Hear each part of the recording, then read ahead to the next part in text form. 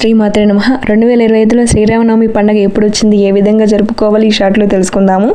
2025 April 6వ తేదీన శ్రీరామనవమి పండుగ వచ్చింది. ఆనాడు సూర్యోదయానికి ముందే నిద్ర లేచి స్నానం చేసి అన్ని సిద్ధం చేసుకొని సీతా సమేతంగా రామచంద్రుల వారికి మనకు తెలిసిన రీతిలో పూజ జరిగిపోవాలి. ఆ తర్వాత రామస్మరణ చేసుకుంటూ రామకోటి రాయాలి. అంతేకాకుండా మీ పిల్లల చేత రాయించండి.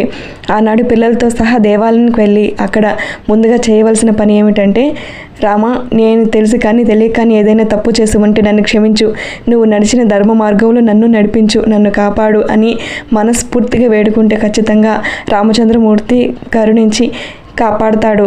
ఏ దేవత అయినా కూడా పశ్చాత్తాపానికి ప్రీతి చెందుతారు కాబట్టి ఆయన రక్షిస్తారు. అంతేకాకుండా దేవాలయానికి వెళ్ళి ఏదైనా సేవ చేసుకోండి, కళ్యాణంలో పాల్గొనండి. ఇలా చేసినట్లయితే మీ కష్టాలు కోరికలు తీరి రామానుగ్రహం కలిగి పుత్ర సంతానం కలుగుతుంది. సర్వం రామచంద్రార్పణమస్తు. స్వస్తి.